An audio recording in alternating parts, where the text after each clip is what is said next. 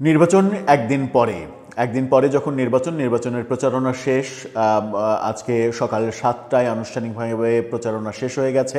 আর কেউ প্রচারণা করতে পারবে না, তবে অনলাইনে প্রচারণা করা যাবে। অনলাইনে ক্যাম্পেইন, অনলাইনের সব কিছু করা যাবে, এটা নির্বাচন কমিশন থেকে বলা হয়েছে। তার মানে প্রচারণার মূল জায়গা যে মাঠ পর্যায়ে সেটা করা না গেলেও ডিজিটাল প্ল্যাটফর্ম কিন্তু সবার জন্য উন্মুক্ত থাকছে।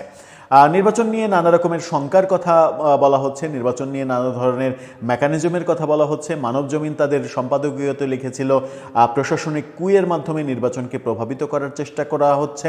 অনেক দিকে ছড়িয়ে গেছে যে অন্তত 170 থেকে 180টা আসনকে টার্গেট করে একটি দল কিংবা একটা জোট 2000 কোটি টাকার প্রজেক্ট নিয়ে নেমেছে।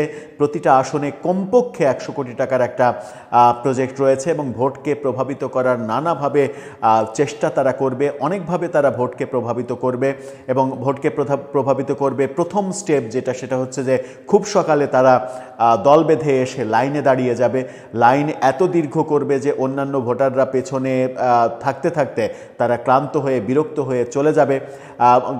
তাদের লাইনটাই যেন না ফুরাই অন্তত প্রথম 2-3 ঘন্টা অন্যান্য পার্টির ভোটারদের যদি বিরক্তির কারণ তৈরি করতে পারে, তারা যদি চলে যায় কিংবা বাড়ি থেকে তারা যদি খোঁজ নেয় যে প্রচুর লাইন, তাহলে এত লাইন কমুক, এই ব্যাপারগুলো যদি তৈরি হয় তাহলে অনেককে ভোটের প্রক্রিয়া থেকে বাইরে রাখতে পারবে।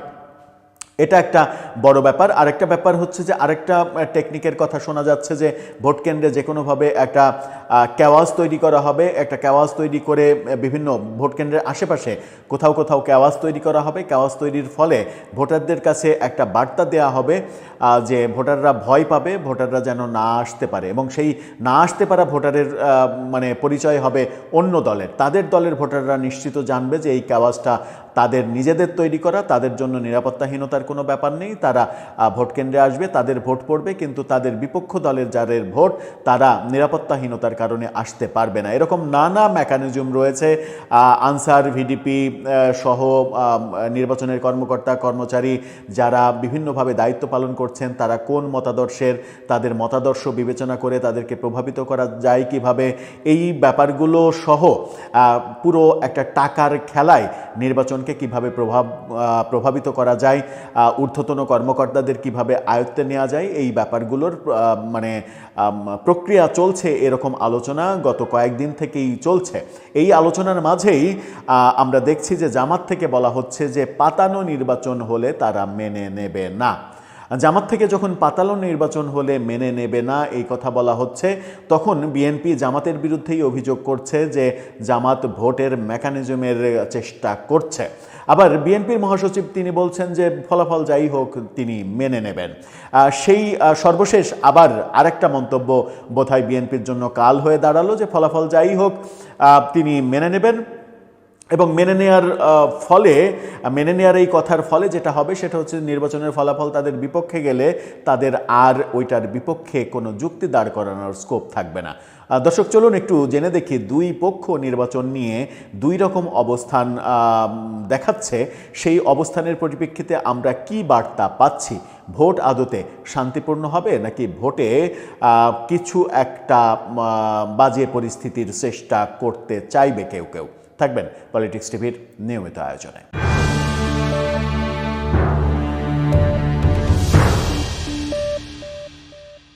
দর্শক, ভোট কেন্দ্রিক সব থেকে বড় আলোচনাটা ছিল সরকারের মধ্যে এবং সরকারের উপদেষ্টাদের আমরা বলতে শুনেছি যে আনুষ্ঠানিকভাবে বিবৃতি দিয়ে বলতে শুনেছি যে ভোটের দিন কিংবা ভোটের আগে কোনো ধরনের কোনো গোলযোগ হলে তার দায় আওয়ামী লীগকে নিতে হবে। কিন্তু এখন পর্যন্ত 10 তারিখ পেরিয়ে যাচ্ছে, এখন পর্যন্ত আওয়ামী লীগের কোনো অ্যাক্টিভিটিস কিছু আমরা দেখতে পাচ্ছি না।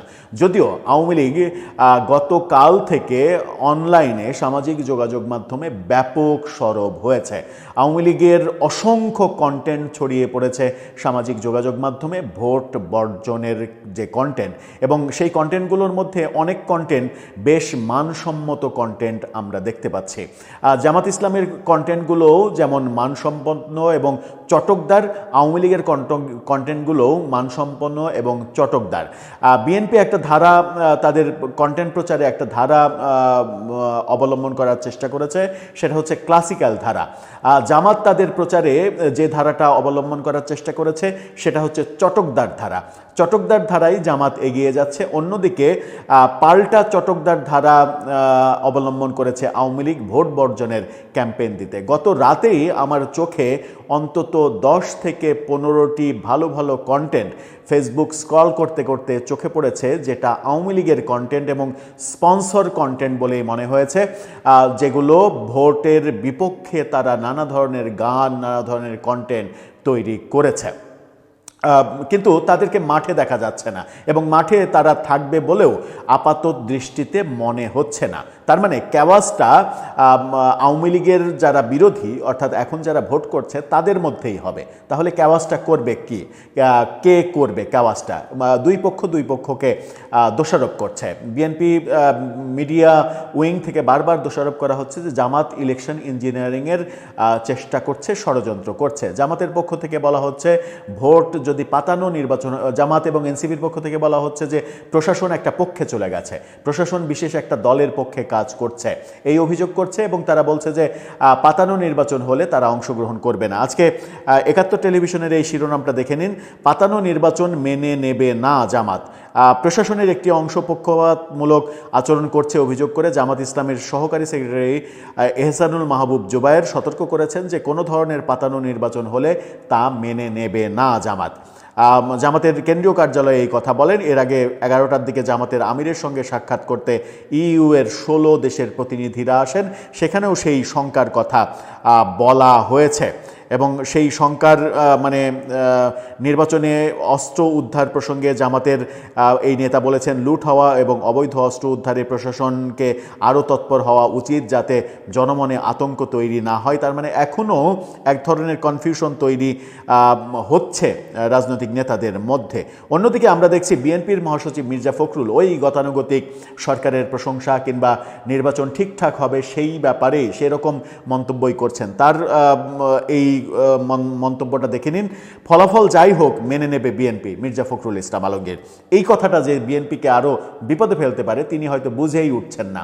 মানে তারা এখনও মানে এরকম কোনো ভাবনাই তাদের মধ্যে কাজ করছে না যে নির্বাচনে অ্যাক্সিডেন্ট হতে পারে, নির্বাচনে ফলাফল তাদের বিপক্ষে যেতে পারে, নির্বাচনে তাদের বিপক্ষে মেকানিজম হতে পারে, নির্বাচনে তাদের বিরুদ্ধে 2000 থেকে 5000 কোটি টাকা ব্যয় করে একটা মিশন হতে পারে, অনেক কিছু হতে পারে, কিন্তু সেটা তিনি মাথাতেই নিচ্ছেন না। তিনি কি বলছেন? তিনি বলছেন আসন্ন নির্বাচনে কোনো ধরনের ইলেকশন ইঞ্জিনিয়ারিংয়ের সম্ভাবনা দেখছেন না বিএনপি মহাসচিব মির্জা ফখরুল।